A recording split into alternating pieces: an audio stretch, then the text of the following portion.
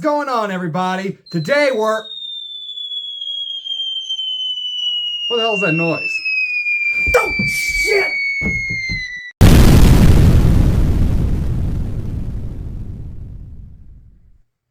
Meega Nala Kweesta! Ah, Christ! Get your own movie! Reviewing channel! His name is Stitch. Oh, great! He's loose! Hyperdrive activated. And he's coming to our galaxy next summer. Disney's Lilo and Stitch. Coming only to theaters.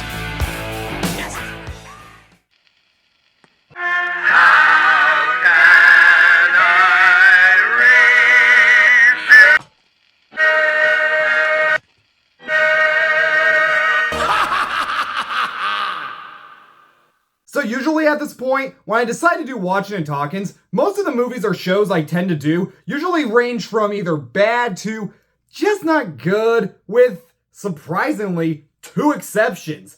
Yeah, of course the SpongeBob movie's great, but I'm like, this? Really? I don't know what it was, but I never need to watch it again, but for the 1 time, actually 3 time viewing, because of how many times I had to watch the movie to do the video, it actually wasn't that bad. Plus, it did give birth to our Lord and Purple Savior, Humdinger. How can you not love Humdinger, man? He put fucking loop-de-loops on a freaking train. It was funny. But where I'm going with this is that it is very rare that I ever get to do good movies for this show. But when I see that I finally, for once, get to do a good movie, and it is none other than Lilo and Stitch, I immediately have this reaction. Woo! Yeah, baby!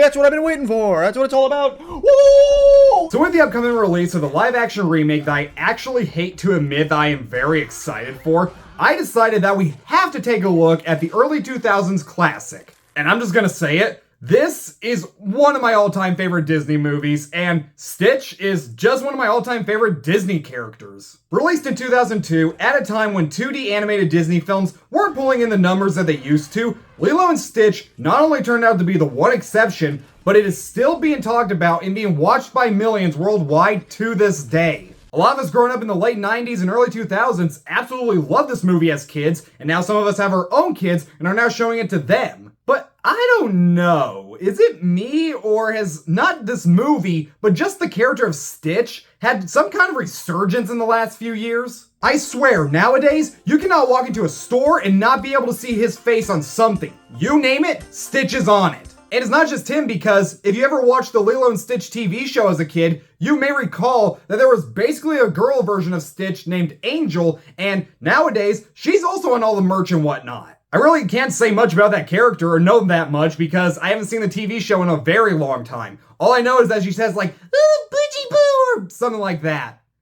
That sounds like what I call my dog, my Gigi Boo. The ram is his baby boo. I love my Gigi. She's cute. I love her. But hey, I guess that's just the lasting power of this movie and this franchise. I mean, it is just that goddamn good and honestly, in my opinion, kind of impossible to hate. But the question is, does it still hold up as well as it did when we were kids? Well, let's watch and talk Lilo and Stitch. You guys do not know how excited I am to do this. In the criminal justice system, the people are represented by 2 separate yet equally important groups: the police who investigate crime and the district attorneys who prosecute the offenders. These are their stories.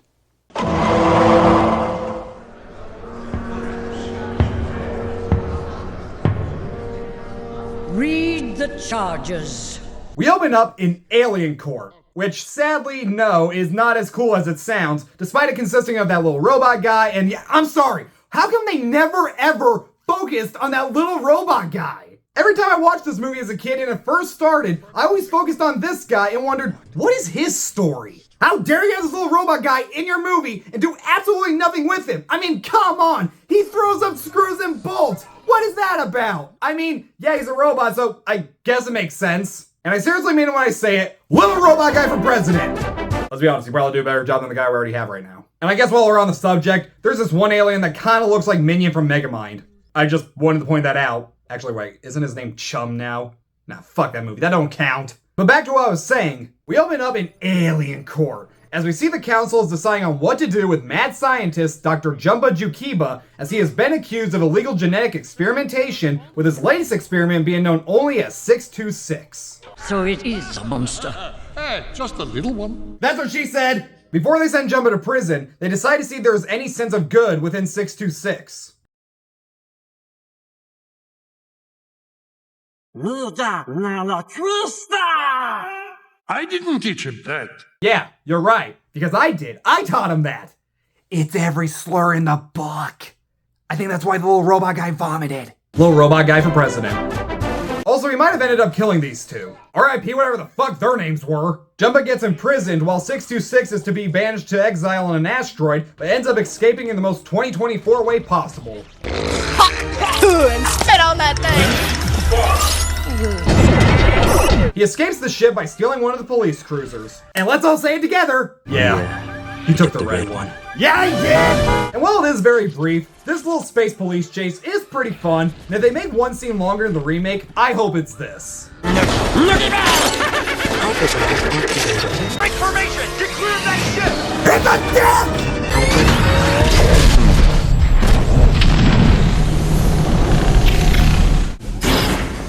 Where is he? They find out that 626 will be landing on a planet called Earth, and while it is to be believed at first that he will be crashing into the ocean, it turns out that he'll be landing on the island of Kauai. Of course. They get an Earth expert named Pleakley, who tells them that they cannot in any way harm the planet because of an endangered species known as mosquitoes. Can we not simply destroy the island? No! Crazy head? I just realized Pleakley has to get all the bitches. Bro got 2 tongues. Instead, they decide to send Pleakley to Earth with Jumba, who has been offered his freedom for 626's capture. 626 will not come easily. Does he know he can do that? Did you actually teach him that he could do that? I mean, he learned Meega Nala Kweesta on his own, so he might actually know how to do that thing that I am specifying that he might know how to do. Come easily. Then at just a mere 10 minutes into the frickin' movie, the credits begin to roll as we see, ah! Oh my god! It's Pudge! He controls the fucking weather! Ah! Oh my god! I love Pudge. I swear to God if the live action one does not start off with this song. We are then introduced to Lilo, who is running late for her hula class. And I do randomly gotta point this out. While I was taking notes for this movie, I had to pause it for a moment, and I paused it on this frame right here, and I could not stop laughing at it. Lilo has this fascination with taking pictures of fat people, and the face I paused it on, and the fact that she does this, had me laughing quite a bit. As if she was to say, yeah, I love me some fat motherfuckers, old Chumbawamba ass over here. This is why the secret 12th commandment is, and will always stay, thou shalt never pause a Disney movie. But don't worry, Lilo remembers the 11th commandment, thou shalt beat thy ass. Please! I swear to God, if the live action remake does not have Lilo beating the everlasting bloody fuck out of Myrtle, automatic 0 out of 10. That better be some Mortal Kombat shit.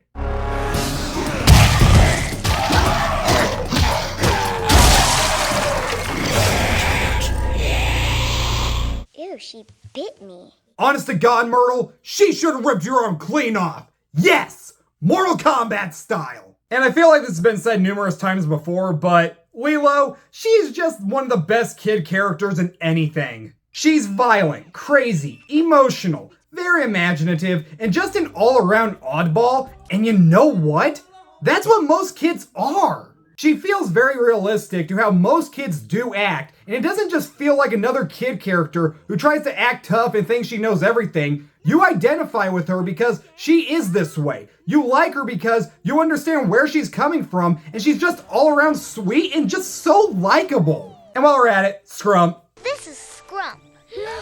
I made her. There's nothing else to say here. I just really wanted to bring up Scrump because it's Scrump. Shout out to my girl Scrump. Actually, no, seriously, shout out to her. She only has a few days left to live, man. God damn it, guys. God damn it. I did it again. I paused a Disney movie. Why the hell does Myrtle look like a fucking Muppet? Can I get a Kermit the Frog yay for that image? Yay! Thank you. better not have rabies. If you have rabies, the dog catcher are gonna have to... Alright, who the fuck asked you? What the hell is even your name? Yeah, you ever notice for the few times these girls pop up in these movies, the only one that seems to have a name is Myrtle? Now, I can't vouch for the TV show because I haven't seen it in years, but even if they did say their names, you're probably like me and just remember them as Myrtle's goons. Lilo's older sister, Nani. Nani! I said Nani! God damn, I don't even watch One Piece, but I think I know where all of her character development is going. Alright, as I was saying, Lilo's older sister Nani rushes home to find that Lilo has nailed the door shut just as a social worker shows up at their house to check on them. Oh yeah, I guess I need to explain this to the two people who have never seen Lilo and Stitch before, and I guess any Disney movie for that matter, but Lilo and Nani's parents are dead. And usually it's just the mom, but both parents? Damn Disney, you fucked up for that one! But we'll get more into that later. You must be the stupid head. Oh! Wow!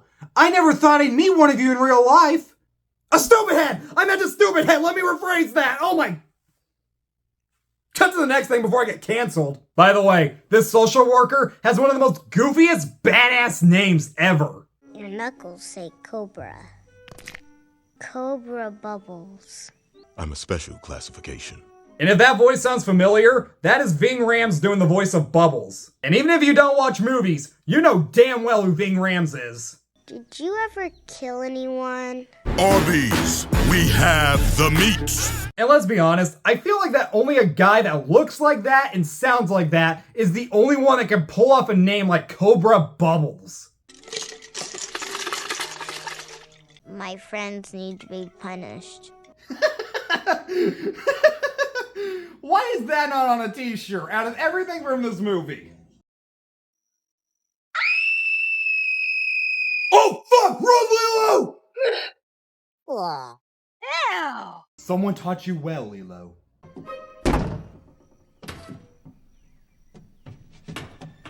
Oh yeah, you thought we were watching that fucking pizza box bullshit on Disney Plus? Fuck no! I remember back in the day, I played in the dryer all the time, at the times of my goddamn life. Nothing happened to me. Okay, so part of me doesn't want to get in trouble with YouTube or parents who don't want to do their freaking job and monitor what their kids watch. So I guess I need to say, kids, under no circumstance ever should you be playing in the dryer. But seriously though, playing in the dryer. Play in the dryer! It's so much fun! Oh my god! I played in the dryer all the time, guys! It was amazing! Like, I played Spaceman and, I don't know what else, like, Tunnel! Tunnel was fun! It was awesome! And like, it would spin around, it was so much fun! I love it! Play in the dryer! Alright, so because of my little outburst just now, I am now being held at gunpoint by the YouTube fun police in my own house. Don't ask me why I let them in. So, now I'm required by law to tell all the kids watching at home for whatever reason, kids, you should never, under any circumstances, ever get into a dryer and play in it. You can seriously get injured or even die. There. Are you happy now? Ow! Fuck! Ow! Oh, you got my eye! Damn it! Alright! Also, kids, stay in milk, don't do school, drink your drugs. Okay, we good now? Okay, finally, we can move on. Oh shit, my bad, gang. I hit Myrtle Edmonds today. You hit her? Well, guess what? She fucking deserved it! Fuck Myrtle!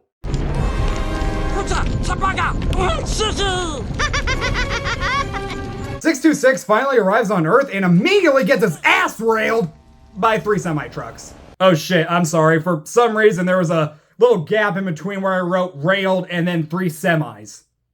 Oops. Me fucked up. Stay jammed under the fender. Oh. We better call somebody. Don't go away. We'll be back with a Disney Channel movie. Seriously, who else remembers watching this movie on live TV sometimes and them always cutting to commercial at that point? We're back with the Disney Channel movie. The next morning, 626 wakes up in a dog pound the exact way I wake up after the Friday night prior. Stitch, stop using that language. You're not supposed to call him that word. And god damn it, guys, I'm sorry. I swear I'm not doing this on purpose, but I ended up pausing the movie again to take notes. So, technically, yeah, I guess I am doing this on purpose. But anyway, I ended up pausing it again and saw this fucking face on one of the dogs. Christ, if 626 woke up hungover, you'd think this guy stole his fucking edibles. And speaking of that, I have seen this movie so many goddamn times and never once noticed that amongst all these dogs, there's just a random fucking turtle. I know this is a cartoon, and I can wrap my head around that the dogs can climb up there, whatever, but how the hell did a turtle climb up there so quickly? Or at all? 626 morphs himself to look more dog-like. How? Wow.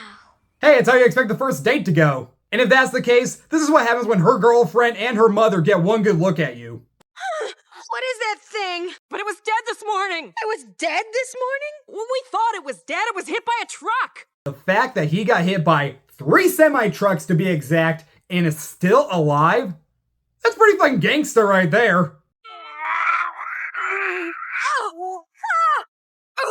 You trying to get some of that Nana ass? Lilo ends up adopting the alien experiment and decides to give him the name Stitch. Wait a minute.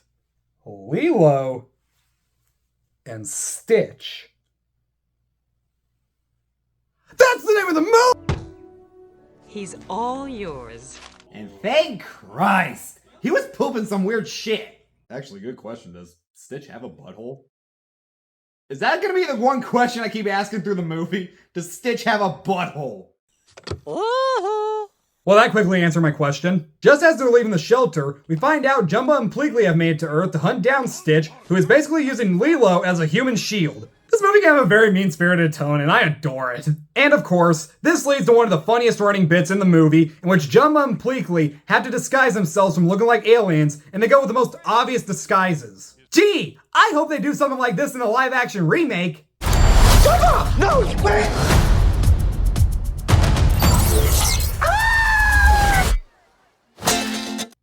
They just take on human forms?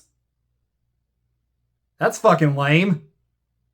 I don't know, maybe it'll work, we'll have to see. Actually, there's something kind of interesting I thought about a few days before revisiting this movie. So if you grew up in the early 2000s when this movie was coming out, or you just happened to watch Monsters Inc. on DVD as much as I did, you may remember a batch of teaser trailers for this movie in which Stitch would constantly interrupt another Disney movie in some way. And while you might think those trailers told you nothing of what the movie was about, in a weird way, the whole thing of Stitch interrupting other Disney movies is kind of what happens here. Think about it. While the movie does start off with Stitch escaping and whatnot, if you look at this as him interrupting this kind of sad movie about these two sisters on the verge of being split up, it's even funnier in that regard. Take that all as you will, but I just think that's a funny way to look at it. That is the ugliest thing I have ever saw. Yeah! Are we not gonna mention the fact that she straight up just said, that is the ugliest thing that I've ever saw?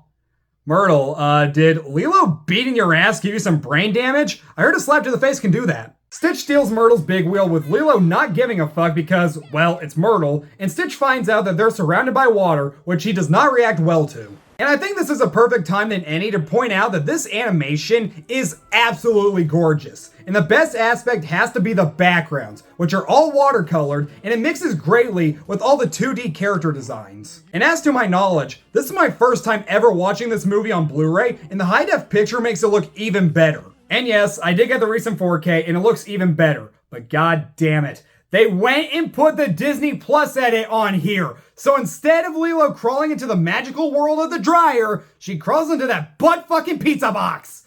Fucking pizza box, man. Fuck you, pizza box. I don't like you. Wow. That was such a mature reaction from me. What am I, 5? At Nani's job, we are then introduced to her friend David. Did you catch fire again? Wait a minute. Again? Shouldn't there be some repercussions from that? Oh my god. David is Fonzie! Don't worry, she likes her butt and fancy hair. I know, I read her diary. Ooh, David, she's thirsty! Jumba and Pleakley try capturing Stitch in an attempt that gets pretty friggin' violent. What the fuck? Holy shit, Jesus Christ! I don't remember that at all! Lilo, come say bye-bye to Stitch! We're gonna have to put his ass down! Damn! Now I know why there's a P in front of that G! Also, R.I.P. Pleakley! I mean, holy fuck! Nani gets blamed for Stitch's actions and is immediately fired because of it. At home, Stitch becomes so destructive that Nani wants to get rid of him, but Lilo reminds her about Ohana. And what does Ohana mean, you might ask? Really, you're asking that? You know. Ohana means family. Family means nobody gets left behind or forgotten. Hey, what about creepy old Uncle Tom? Okay, maybe him we can't forget.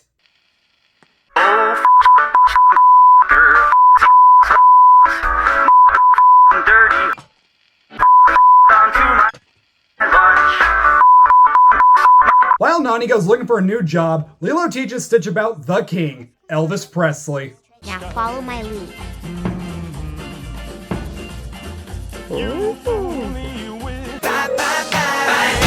This then leads to Stitch dressing up as Elvis and performing on the beach. And I'm sorry, but Robot Chicken has forever ruined this scene for me.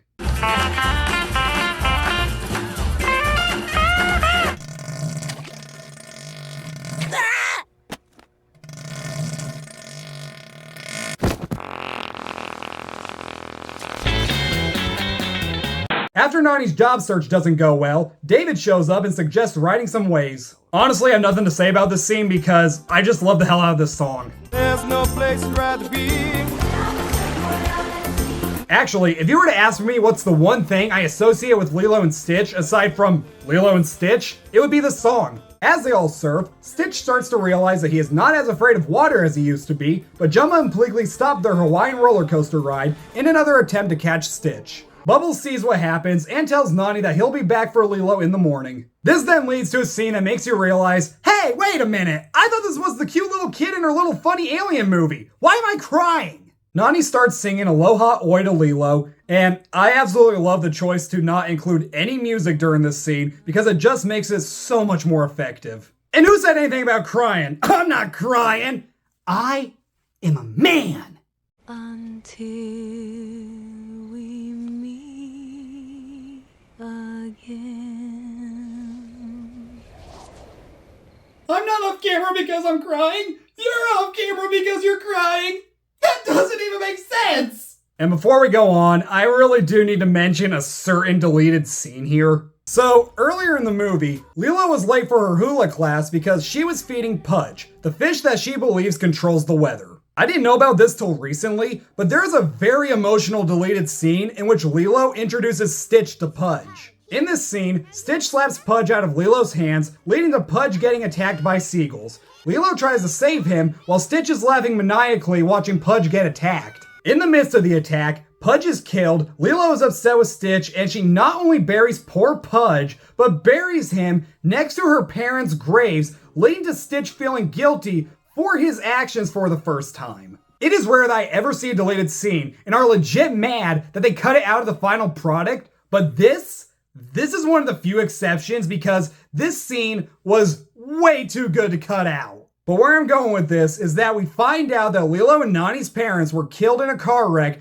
during a storm. This is why fans have been led to believe that she fed Pudge every day to make sure the weather didn't get bad because of her crazy beliefs and the worry of losing others she loves. And it makes sense that at her age and with her crazy imagination that she would believe this. I know I should not be as excited for the live action remake as I am, but this is one of the few scenes that they really need to add in there. That is how you make your live action remake stand out from the animated film, by adding scenes like that. But despite that scene not being in the final product, god damn it, why is this thing still trying to make me tear up? Lost. God, I thought the one with the robot was the Chris Sanders movie to make you cry. And no, I don't mean my guy, Little Robot Guy. Little Robot Guy for president. Since they've been taking too long to capture Stitch, Jumba and Pleakley are fired from their duties, so Jumba decides to catch Stitch his own way. And in the midst of it, we get this confusing line. Oh, I love this song. Is there an alien Elvis? Oh, wait, I guess there is. Cobra shows up to take Lilo away from Nani, but Lilo escapes and her and Stitch are captured by Captain Gontu, but Stitch is able to escape. Nani comes in contact with Jumba and Pleakley. Where's Lilo? Who? What? God, why'd you hit me like that? I thought she was asking where's Waldo. Been hunting for that guy my entire life. I would 100% believe that Jumbo would be the guy to be doing that. Stitch convinces Jumbo to help get Lilo back from Gontu. And yeah, this climax is pretty much exactly how I remember it, almost to a T. They decide to rescue Lilo by breaking into an airport where Stitch hijacks a plane and they sneak up on Captain Gantu and nick his ship with the wing of the plane. Okay, so I'm now getting a phone call from my brother who is trying to tell me this is not at all how the movie ends. Well, clearly, you were just pulling my leg, bro, because I literally have the footage playing right here in front of me. I mean, you were trying to tell me you do not remember them flying this giant plane through a big city and riding one of the buildings like a half pipe? Bro, that's total fucking horse shit. I literally just watched it. If all you're gonna do is lie, then I say unto you, good dice. My phone just flew all the way over there. Holy shit. So what's he gonna tell me next? That Stitch doesn't steal a gas truck to drive it into a volcano, launching himself into... Wait a minute. I don't remember that. Does that really happen? Play the movie, I need to see if that's true.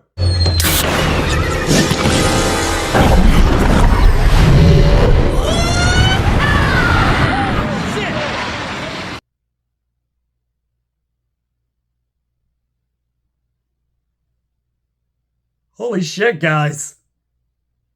I don't even know what to say. Wait a minute. Oh no. Is that what Meega Nala Kweesta actually meant? Guys, I was fucking with you earlier. I didn't teach him that. Like, I didn't even know what it meant. I just thought it sounded funny, but... Fuck! Oh my god! Little Osama that one is! Stitch launches Gontu out of his ship and rescues Lilo. He came back. Nobody gets left behind. Damn right, Stitch. Damn right. Good dog. I don't know why you saved him. You already have a body count with those two people near the sign! Oh yeah, I did mention this, but when Stitch stole that tanker truck, he drove it into a volcano while two tourists were standing very close to it at a sign. Which probably means they're fucking dead. Okay, we have now discovered why this movie is rated PG.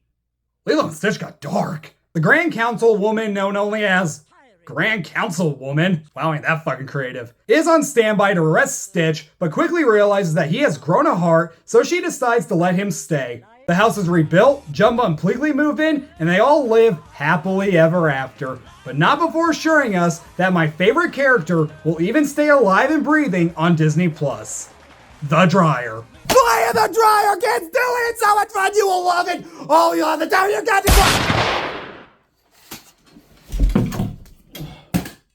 Meega Nala Kweesta, motherfucker. That doesn't mean what you think it means. And that was Lilo and Stitch. Do I even need to tell you that holds up pretty damn well? All these years later, I still love the hell out of this movie, and it's one where I can watch it like 10 times and never get tired of it. It's got a story we've seen numerous times before, but it's still able to work if you put a fun new spin to it. The characters are all just so likable and very memorable. The 2D animated characters mixed with the watercolor backgrounds looks freaking beautiful, and it's got a great mixture of both humor and some very emotional moments as well. I know I'm asking a little too much when it comes to the remake, and I keep having to remind myself that it is a Disney remake, but I don't care. I'm really looking forward to it. I'm not even saying it has to be on par with the animated one. I just think it needs to be enjoyable and fun while still capturing what made the original so beloved. But no matter how it turns out, god damn it, it looks so fucking cute.